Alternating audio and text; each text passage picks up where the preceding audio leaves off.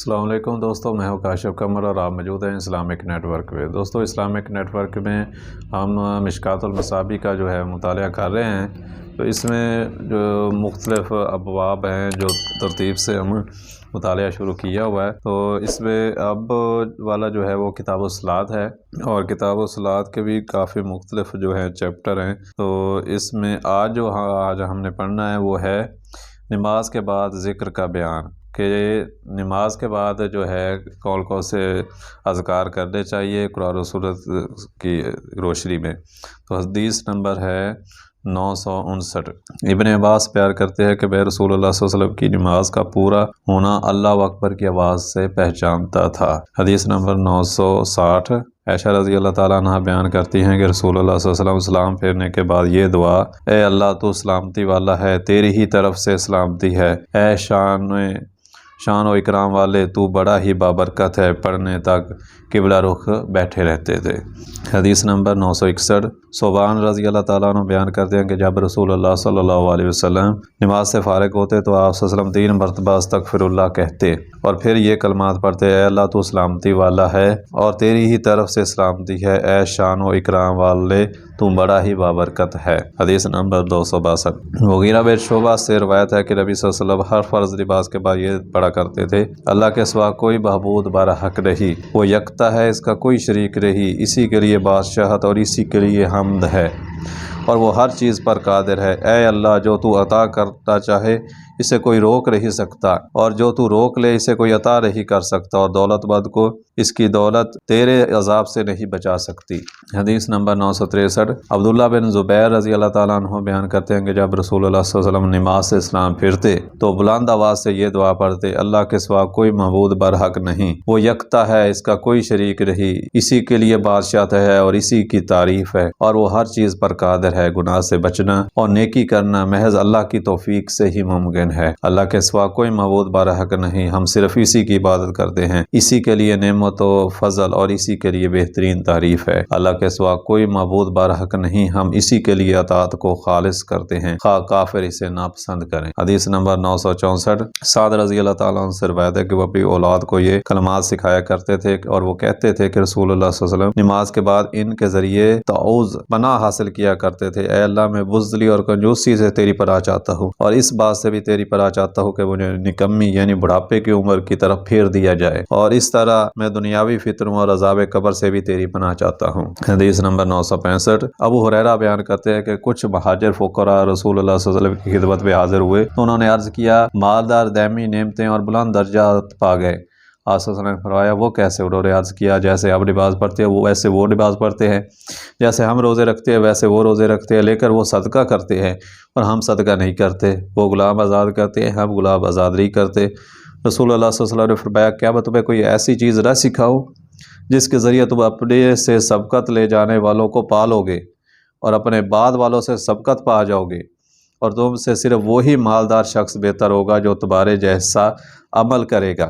انہوں نے عرض کیا: اللہ کے رسول کیوں نہیں، ضرور بتائیں۔ آپ صلی اللہ علیہ وسلم نے فرمایا: تم ہر نماز کے بعد 33 بار سبحان اللہ، اللہ اکبر اور الحمدللہ پڑھ لیا کرو۔ ابو صالح بیان کرتے ہیں کہ مہاجر فقراء دوبارہ رسول اللہ صلی اللہ علیہ وسلم کی خدمت میں آئے اور عرض کیا: ہمارے مالدار بھائیوں کو ہمارے عمل کا پتہ چل گیا ہے، اور انہوں نے بھی وہی عمل شروع کر دیا۔ رسول اللہ صلی اللہ علیہ وسلم نے فرمایا: یہ اللہ کا فضل ہے، وہ جسے چاہتا ہے عطا کرتا ہے۔ بخاری میں مسلم۔ لیکن ابو صالح کا قول صرف صحیح مسلم میں ہے۔ صحیح بخاری کی روایت میں ہے کہ تم ہر فرض نماز کے بعد 10 مرتبہ سبحان اللہ، 10 مرتبہ الحمدللہ اور 10 مرتبہ اللہ اکبر کہا کرو۔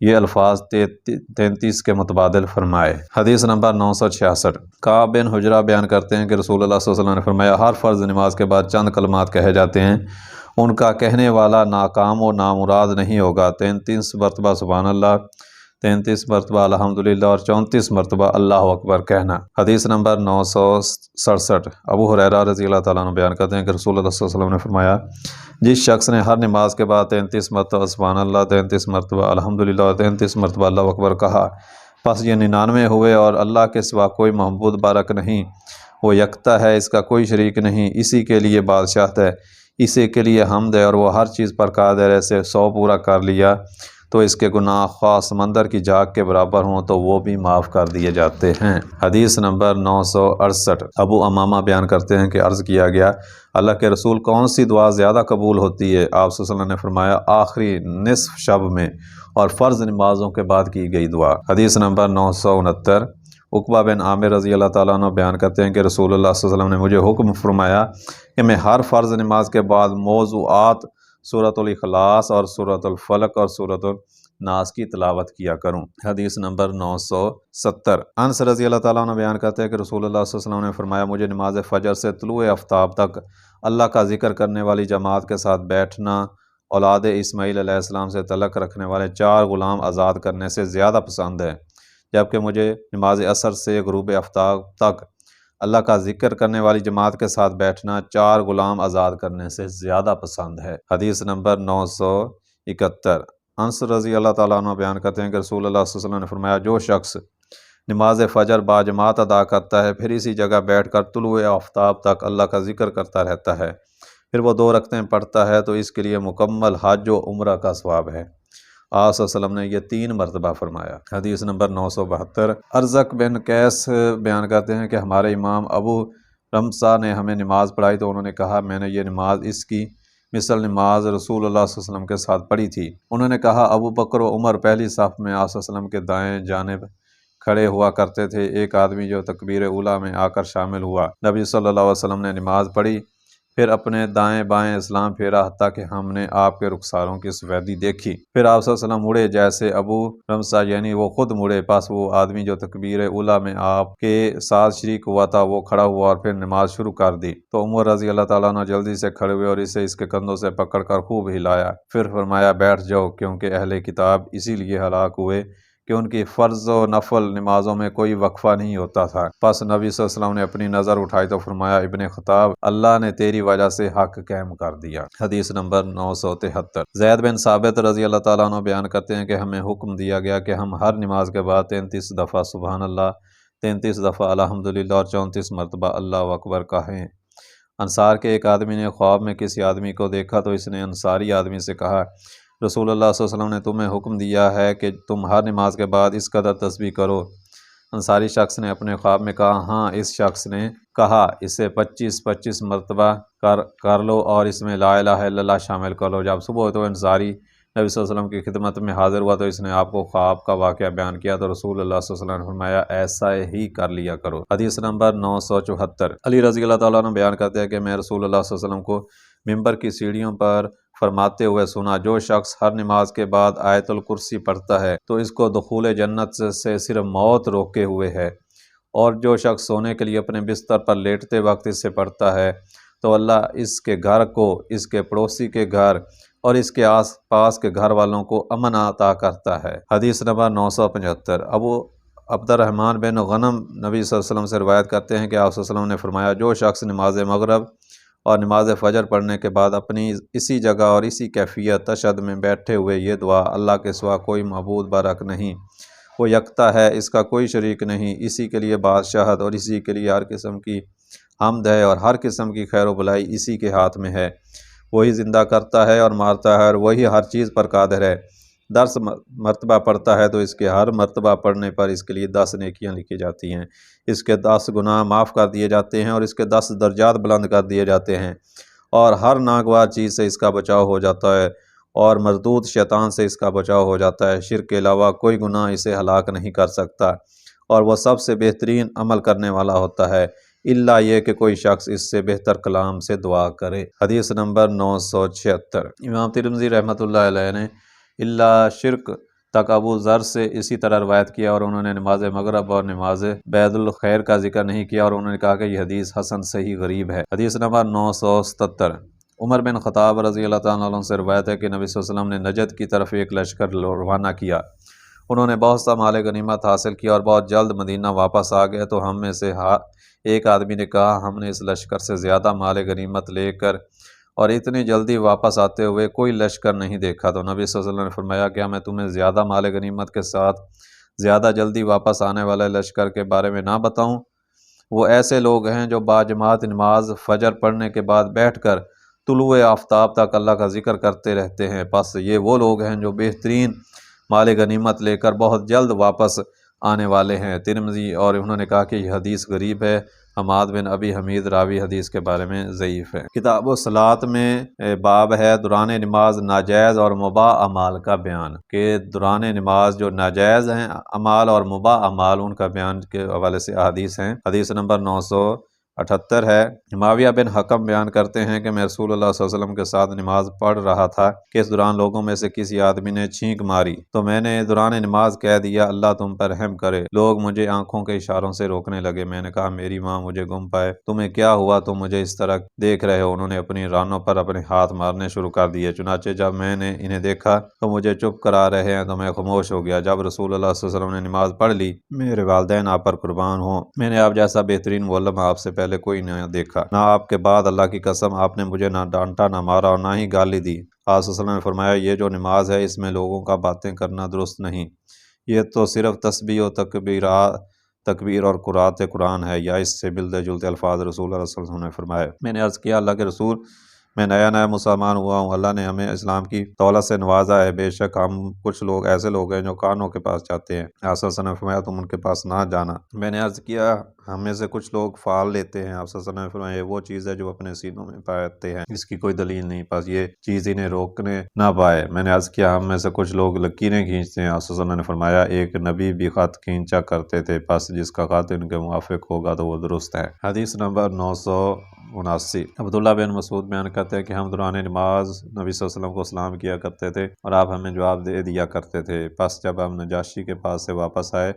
ہم نے آپ کو سلام عرض کیا، لیکن آپ نے ہمیں جواب نہ دیا تو ہم نے عرض کیا اللہ کے رسول ہم آپ کو دوران نماز سلام عرض کیا کرتے تھے اور آپ ہمیں جواب دیا کرتے تھے۔ آپ صلی اللہ علیہ وسلم نے فرمایا بے شک نماز ایک طرح کی مشغولیت لا تلقی ہے۔ حدیث نمبر 980۔ وقیب نبی صلی اللہ علیہ وسلم سے اس شخص کے بارے میں روایت کرتے ہیں جو سجدے کی جگہ پر مٹی درست کرتا ہے۔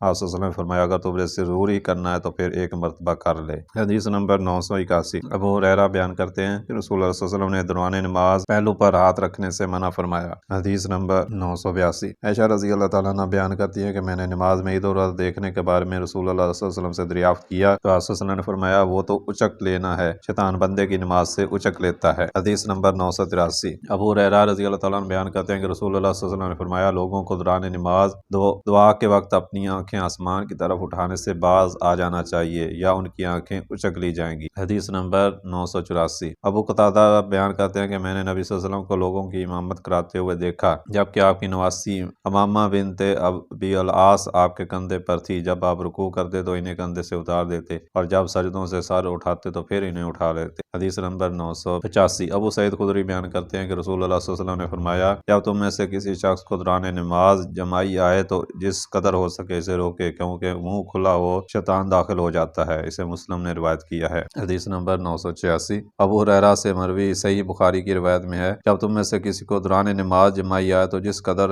ممکن ہو اسے روک کے ہاں نہ کرے، یہ تو محض شیطان کی طرف سے ہے، وہ اس پر ہنستا ہے۔ حدیث نمبر 987۔ ابو ہریرہ بیان کرتے ہیں کہ رسول اللہ صلی اللہ علیہ وسلم نے فرمایا گزشتہ رات اچانک ایک سرکش جن آیا تاکہ میری نماز خراب کر دے، لیکن اللہ نے مجھے اس پر اختیار عطا فرمایا تو میں نے اسے مسجد کے ستون کے ساتھ باندھنے کا ارادہ کیا حتیٰ کہ تم سب اسے دیکھ لیتے تو پھر مجھے میرے بھائی سلیمان کی دعا یاد آ گئی کہ میرے رب مجھے ایسی بادشاہت عطا فرما جو میرے بعد کسی اور کے لائق نہ ہو، پس میں نے اسے ذلیل کر کے بھگا دیا۔ حدیث نمبر 988۔ سہل بن سعد بیان کرتے ہیں کہ رسول اللہ صلی اللہ علیہ وسلم نے فرمایا جس شخص کو نماز میں کوئی عارضہ پیش آ جائے تو وہ سبحان اللہ کہے، ہاتھ پر ہاتھ مارنا تو خواتین کے لیے ہے، اور ایک دوسری روایت میں کہ آپ صلی اللہ علیہ وسلم نے فرمایا سبحان اللہ کہنا مردوں کے لیے ہے جبکہ ہاتھ پر ہاتھ مارنا خواتین کے لیے ہے۔ حدیث نمبر 989۔ عبداللہ بن مسعود بیان کرتے ہیں کہ ہجرت حبشہ سے پہلے ہم نبی صلی اللہ علیہ وسلم کو حالت نماز میں سلام کیا کرتے تھے اور آپ صلی اللہ علیہ وسلم ہمیں سلام کا جواب دیا کرتے تھے۔ جب ہم سرزمین حبشہ سے واپس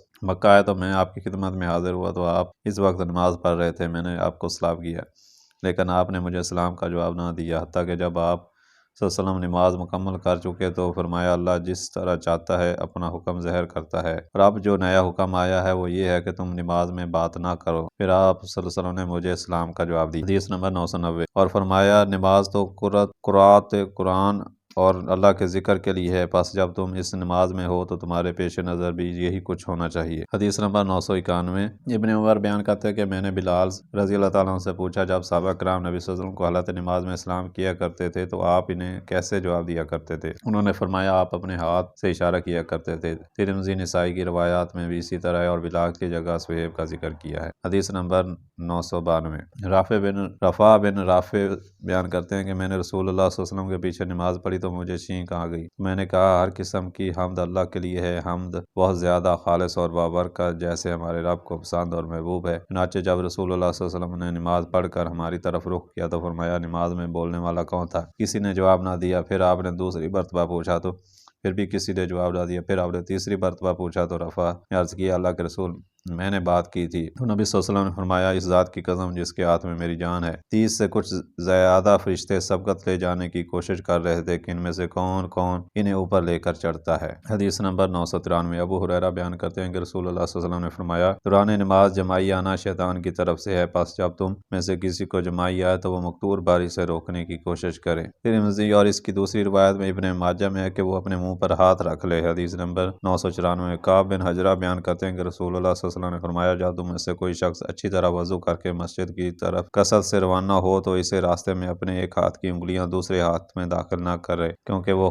حکماً نماز ہی میں ہے۔ حدیث نمبر 995۔ ابو ذر بیان کرتے ہیں کہ رسول اللہ صلی اللہ علیہ وسلم نے فرمایا جب بندہ نماز میں ہوتا ہے تو جب تک ادھر ادھر نہ دیکھے تو اللہ عز و جل اس پر اپنی توجہ مرکوز رکھتا ہے، جب وہ ادھر ادھر دیکھتا ہے تو پھر وہ اس سے رخ موڑ لیتا ہے۔ حدیث نمبر 996۔ انس رضی اللہ تعالیٰ عنہ سے روایت ہے کہ نبی صلی اللہ علیہ وسلم نے فرمایا انس اپنے سجدہ کی جگہ پر نظر رکھو۔ حدیث نمبر 997۔ انس بیان کرتے ہیں کہ رسول اللہ صلی اللہ علیہ وسلم نے مجھے فرمایا بیٹا نماز میں ادھر ادھر دیکھنے سے احتیاط کرو کیونکہ نماز میں ادھر ادھر دیکھنا باعث ہلاکت ہے، پس اگر ضروری دیکھنا ہو تو پھر نفل میں ہے لیکن فرض میں نہیں۔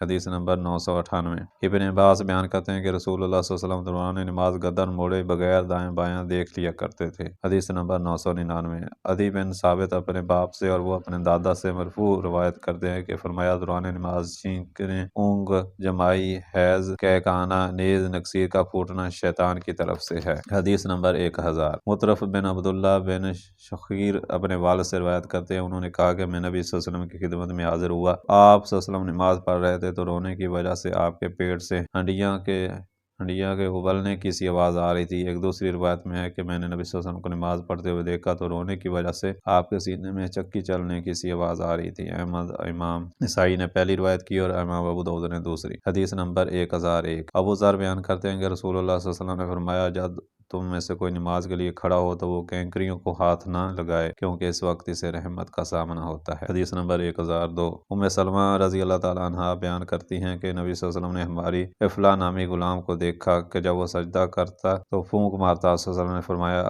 افلاح اپنے چہرے کو مٹی لگنے دو۔ حدیث نمبر 1003۔ ابن عمر بیان کرتے ہیں کہ رسول اللہ صلی اللہ علیہ وسلم نے فرمایا دوران نماز کمر کوک پر ہاتھ رکھنا جہنمیوں کا انداز راحت ہے۔ حدیث نمبر 1004۔ ابو ہریرہ بیان کرتے ہیں کہ رسول اللہ صلی اللہ علیہ وسلم نے فرمایا دو سیاہ چیزوں سانپ اور بچھو کو قتل کرو خواہ تم نماز میں ہو۔ حدیث نمبر 1005۔ عائشہ رضی اللہ تعالیٰ عنہ بیان کرتی ہے کہ رسول اللہ صلی اللہ علیہ وسلم دوران دروازہ بند کر کے نفل ادا کر رہے تھے، میں آئی تو میں نے دروازہ کھولنے کی درخواست کی، آپ چل کر آئے اور میرے لیے دروازہ کھول کر پھر اپنی جائے نماز پر واپس چلے گئے اور عائشہ نے ذکر کیا کہ دروازہ قبلہ کی سمت تھا۔ حدیث نمبر 1006۔ طلق بن علی بیان کرتے ہیں کہ رسول اللہ صلی اللہ علیہ وسلم نے فرمایا جب تم میں سے کسی کی دوران نماز ہوا خارج ہو جائے تو وہ جا کر وضو کرے اور آ کر نماز دہرائے۔ حدیث نمبر 1007۔ عائشہ رضی اللہ تعالیٰ عنہ بیان کرتی ہیں کہ نبی صلی اللہ علیہ وسلم نے فرمایا جب تم میں سے کسی شخص کا دوران نماز وضو ٹوٹ جائے تو وہ اپنی ناک پکڑ کر وہاں سے باہر نکل جائے۔ حدیث نمبر 1008۔ عبداللہ بن عمر بیان کرتے ہیں کہ رسول اللہ صلی اللہ علیہ وسلم نے فرمایا جب تم میں سے کسی شخص کا وضو ٹوٹ جائے جبکہ وہ سلام پھیرنے سے پہلے نماز کے آخر میں بیٹھا ہو تو اس کی نماز پوری ہو گئی۔ ترمذی اور انہوں نے فرمایا اس حدیث کی اسناد قوی نہیں۔ حدیث نمبر 1009۔ ابو ہریرہ سے روایت ہے کہ نبی صلی اللہ علیہ وسلم نماز کے لیے تشریف لائے، چنانچہ آپ نے جب اللہ اکبر کہا تو پھر واپس چلے گئے اور انہیں اشارہ کیا کہ وہ اسی حالت میں رہیں، پھر آپ گئے غسل کیا، پھر تشریف لائے تو آپ کے سر سے پانی کے قطرے گر رہے تھے، آپ صلی اللہ علیہ وسلم نے انہیں نماز پڑھائی۔ جب نماز پڑھ چکے تو فرمایا میں جنبی تھا اور میں غسل کرنا بھول گیا تھا۔ حدیث نمبر 1010 اور امام مالک نے عطا بن یسار سے اسے مرسل روایت کیا ہے۔ حدیث نمبر 1011 جابر رضی اللہ تعالیٰ عنہ بیان کرتے ہیں کہ میں رسول اللہ صلی اللہ علیہ وسلم کے ساتھ نماز ظہر ادا کر رہا تھا، میں نے کنکیوں کی مٹی بری تاکہ وہ میری مٹھی میں ٹھنڈی ہو جائے، میں گرمی کی شدت کی وجہ سے ان پر سجدہ کیا کرتا تھا۔ حدیث نمبر 1012 ابو درداء بیان کرتے ہیں کہ رسول اللہ صلی اللہ علیہ وسلم ہمیں نماز پڑھا رہے تھے تو ہم نے آپ کو 3 مرتبہ یہ کہتے ہوئے سنا، میں تجھ سے اللہ کی پناہ چاہتا ہوں۔ پھر فرمایا میں تجھے اللہ کی لعنت کے ذریعے لعنت بھیجتا ہوں، اور آپ نے اپنا ہاتھ آگے بڑھایا جیسے آپ کوئی چیز پکڑ رہے ہوں۔ پس جب آپ نماز سے فارغ ہوئے تو ہم نے عرض کیا اللہ کے رسول، ہم نے آپ کو نماز میں کچھ کہتے ہوئے سنا جو ہم نے اس سے پہلے آپ کو کہتے ہوئے نہیں سنا، اور ہم نے آپ کو ہاتھ بڑھاتے ہوئے بھی دیکھا۔ آپ صلی اللہ علیہ وسلم نے فرمایا اللہ کا دشمن ابلیس آگ کا ایک شعلہ لے کر آیا تاکہ وہ اسے میرے چہرے پر ڈال دے، تو میں نے 3 مرتبہ کہا میں تجھ سے اللہ کی پناہ چاہتا ہوں۔ پھر میں نے کہا میں اللہ کی لعنت کامل کے ذریعے تجھ پر لعنت بھیجتا ہوں، لیکن وہ 3 مرتبہ پیچھے نہ ہٹا، تو پھر میں نے اسے پکڑنے کا ارادہ کیا۔ اللہ کی قسم اگر ہمارے بھائی سلیمان کی دعا نہ ہوتی تو وہ صبح کے وقت یہاں بندھا ہوا ہوتا اور اہل مدینہ کے بچے اس کے ساتھ کھیل رہے ہوتے۔